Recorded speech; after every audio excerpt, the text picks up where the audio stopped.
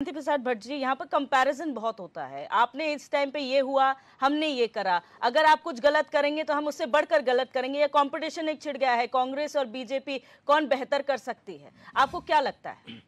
बहुत सही सवाल किया आपने दिव्या।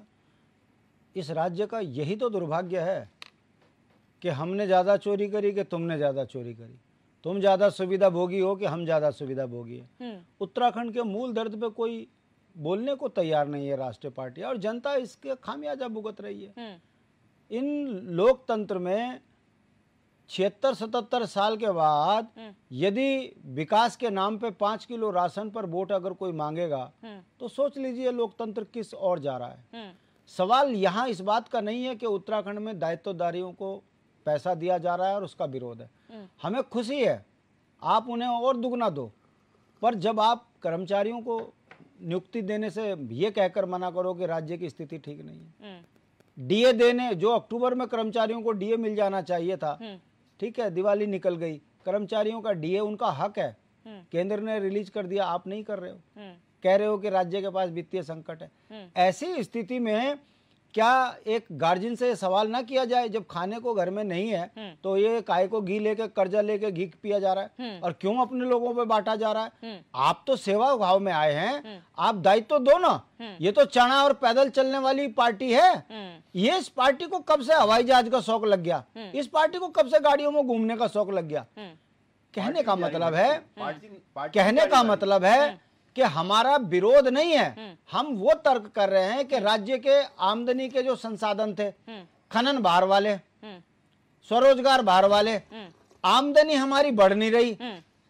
तो ऐसी स्थिति में राज्य के वित्तीय, हर वर्ष में वित्तीय संकट आता जा रहा है। हम केंद्र से लोन ले रहे हैं, विश्व बैंक से लोन ले रहे हैं, तब तो हम तनख्वाहें बांट रहे हैं। ऐसी स्थिति में तो भाई हम ये कहेंगे, अगर दायित्वधारी को अगर आप दे रहे हो तो भाई वो जो संविदा कर्मचारी हैं 45,000, उन्हें रेगुलर कर दो, वो तो कर्मचारी ढांचा है। मगर भारतीय जनता पार्टी की जो नीति है, अंधा बांटे रेवड़ी अपने अपने को दे, यहां तक भाजपा के बुरे हाल हो गए कि एक भाजपा का विधायक बोल रहा है, यार हमसे बढ़िया इनके नाम के आगे दर्जादारी तो लग गया मंत्री का, हमारी तो ये स्थिति है, 3 बार जीत गए, ना तो दर्जादारी है ना विधायक लायक है, क्षेत्र में जाते हैं तो बिना काम के परेशान है, और वैसे हमको लोग विधायक कहते हैं। हालात अंदर इतने खराब है कि हमारी स्थिति बुरी है। ये जो भाजपा के अंदर भाजपा के ही नेता सवाल खड़े कर रहे हैं, ये बताने के लिए काफी है कि आप लोकसभा चुनाव को देखते हुए ये जो 21 दिहाड़ी के मजदूर तैयार किए हैं सरकारी पैसे से, अब वो लोकसभा में निराधार बात है, और ये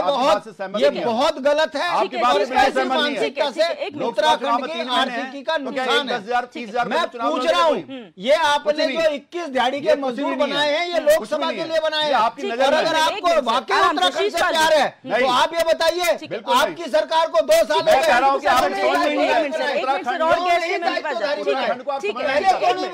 आपने पहले सवाल के जवाब में सवाल नहीं, अगर नहीं बनाए तो क्यों नहीं बनाए, अब बनाए तो क्यों बनाए, अब क्यों सवाल है। लोकसभा से पहले क्यों नहीं बनाए तो क्यों बनाए, उसके अलावा आगे बढ़ो, आगे बढ़ने का समय आ गया है। उत्तराखंड आगे बढ़ चुका है, 3,56,000 करोड़ का एमओयू पास हो चुका है यहाँ पर।